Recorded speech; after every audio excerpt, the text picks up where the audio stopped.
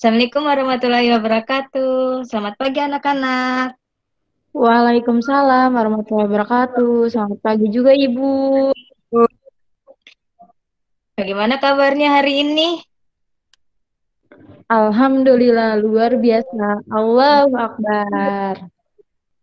Alhamdulillah kalau pada sehat semua ya. Eh, udah pada makan belum kalian? Alhamdulillah udah Ibu. Ibu udah belum? Udah dong pastinya. Nah, kalian pada masuk semua nggak nih? Jadi sekarang ibu absen dulu ya, biarin tahu ibunya siapa yang nggak masuk. Eh, Nara Afriani, Hadir Ibu. Alif Trarima, Masuk Bu. alhamdulillah pada masuk semua ya. Selanjutnya, eh, kalian masih pada ingat nggak kemarin pembelajaran kita itu tentang apa? Apa Ibu? Kemarin kita mempelajari tentang struktur batang. Masih pada ingat nggak? Batang itu ada apa aja? Lupa Bu. Tidak Oke, Ibu. kita ulas sedikit ya. Batang itu apa sih? Di batang itu ada epidermis, ada konkres, kan konkres kan jadinya. Ada epidermis, silinder pusat, endodermis, dan korteks. Nah, di batang itu ada fungsi-fungsinya juga. Epidermis untuk apa sih menyusun sel-selnya, sel-sel yang pada batang. Terus korteks untuk parenkrimnya dan kayak dinding-dinding apa sih dinding-dinding pada batangnya. Masih pada inget nggak? Iya Bu. Jelasin sedikit tentang fungsi batang. Fungsi batang itu ada untuk batang itu bisa berguna untuk menyalurkan air ke seluruh bagian pohon. Kayak apa sih untuk biarin supaya pohon itu menjadi lebih sehat gitu. Jadi dia harus minum dari air yang ada di akar. Terus kemudian batang memiliki sifat tumbuhnya ke atas dan menuju cahaya matahari sehingga bisa menjadi bisa menyerap menyerap menyerap apa sih sinar mataharinya untuk fotosintesis dan bersifat fototropi. Paham, anak-anak? Iya Bu, paham. Iya Ibu, paham. Terus ini Ibu ada contoh dari batang. Batang itu ada 3 ya. Ini, bentar. Batang itu ada 3. Contoh-contohnya itu bisa kita lihat ya. Nih, contoh pada batang. Ini disebut batang kayu. Batang kayu ini bisa yang sering kita lihat gitu. Kayak bisa dijadiin kursi, meja. Nah, itu bahannya dari batang kayu. Batang kayu jati, kayu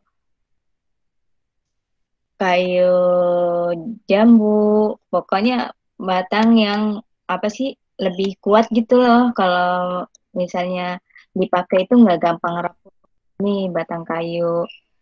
Terus ada batang basah. Batang basah itu yang lebih berair gitu, kayak apa sih buat sayur-sayuran gitu, kayak bayam, selada air, kangkung, pacar. Ini jenis-jenis batang basah.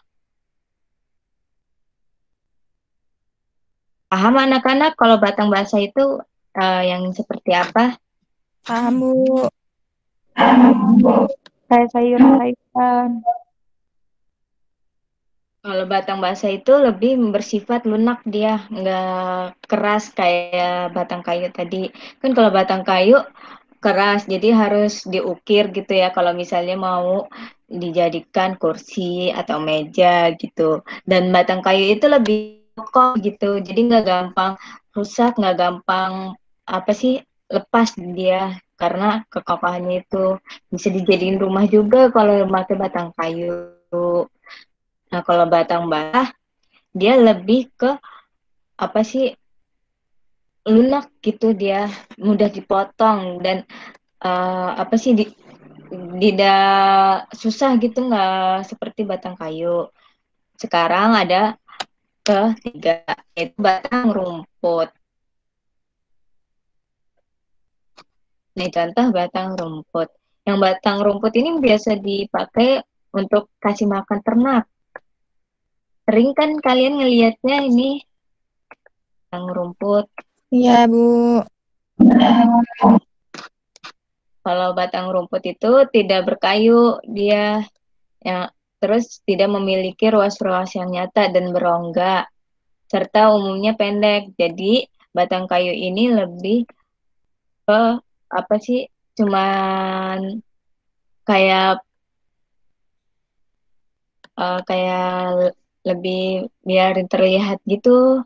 Kalau itu batang kayu ini, batang rumput ini seperti tanaman padi. Tanaman padi kan nggak kelihatan apa sih batangnya ya. Nah, itu cuman kayak apa sih tempat untuk itunya padi aja.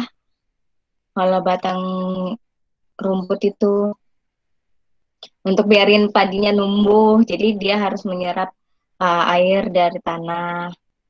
Batangnya gitu. Ini contohnya. Tebu juga termasuk batang rumput. Nah, di sini ada yang ingin bertanya. Tidak, Ibu. Apa udah pada paham semua tentang materi Bang? Alhamdulillah Ibu paham. Oke, kita review lagi ya. Batang itu ada berapa? Ada berapa macam-macam batang? Batang kering sama batang basah bukan, Bu? Iya, ada batang kering dan batang basah. Terus ada apa lagi? Satu lagi, Batang yang Apa? padi itu tuh Bu, tapi lupa yang namanya. batang rumput. Ada batang rumput Bu. Batang rumput. Iya, Bu, Jadi batang. macam-macam batang itu ada tiga, yaitu batang rumput, batang Batang kering eh, dan batang batang basah. kayu, dan batang basah. Terus kalau fungsi batang apa? Masih ingat? Buat menopang tumbuhan bukan, Bu? Iya, buat menopang tumbuhan ke apa sih biarin lebih kokoh ya. Terus juga berfungsi untuk mengangkut air dari tanah, dari akar gitu. Lalu apalagi?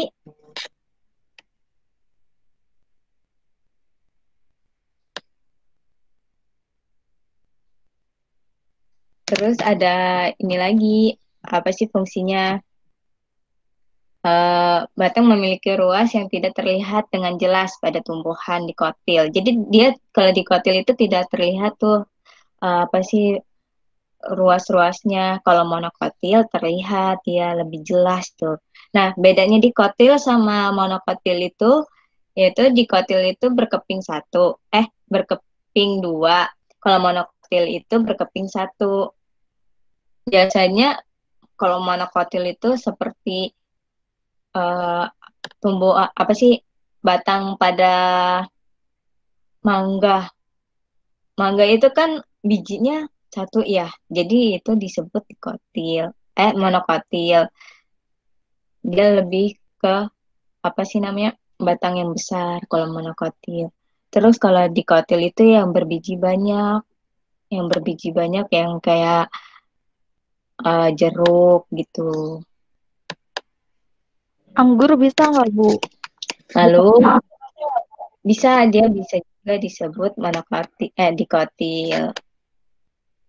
Terus pada tumbuhan berbiji terbuka hanya terdiri atas tumbuhan berkayu.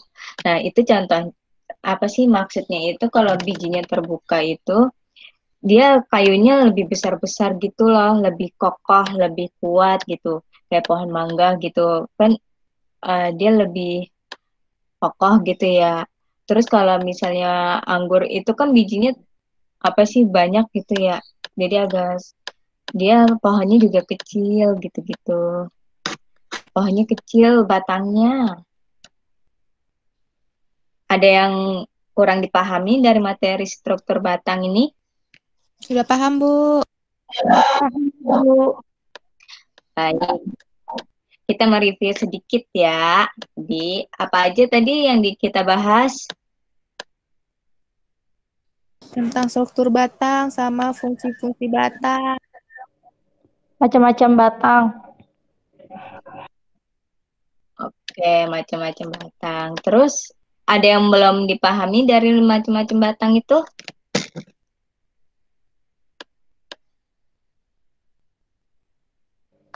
Alhamdulillah paham, Ibu. Oke, sekarang sebelum penutupan kita apa sih mengingat-ingat kembali lagi ya.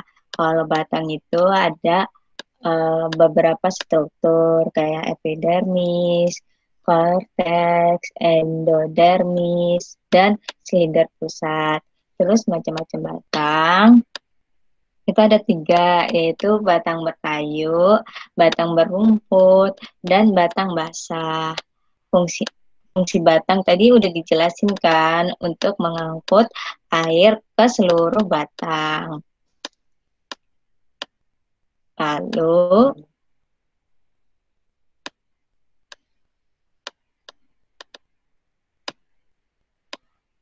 Lalu habis itu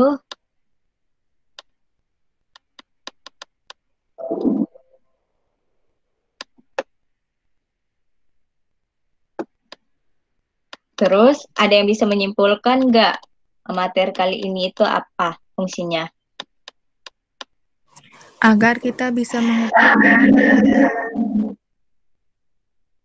Ya, agar kita bisa menghargai batang juga tuh. Jadi kan banyak ya manusia zaman sekarang itu untuk mengambil pohon, menebang pohon, mengambil batangnya tanpa perizinan gitu. Padahal fungsi batang itu sangat baik banget untuk tumbuhan.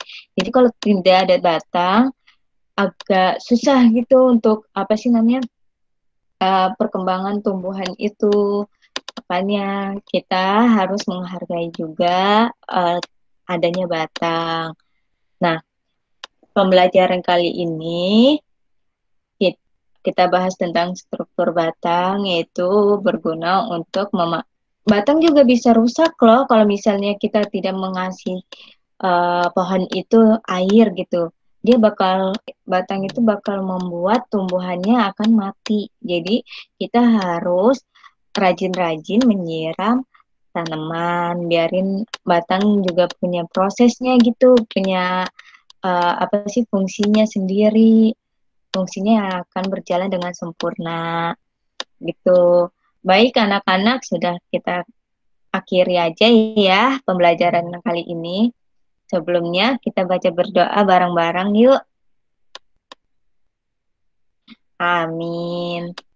Jangan lupa ya, tugas minggu depan kita bahas struktur pohon. Jadi kita bahasnya dari akar, batang, dan tumbuhannya seluruhnya. Jadi Ibu akhiri apa sih pembelajaran hari ini. Wassalamualaikum warahmatullahi wabarakatuh. Waalaikumsalam warahmatullahi wabarakatuh. Terima kasih, Bu. Terima kasih kembali anak-anak.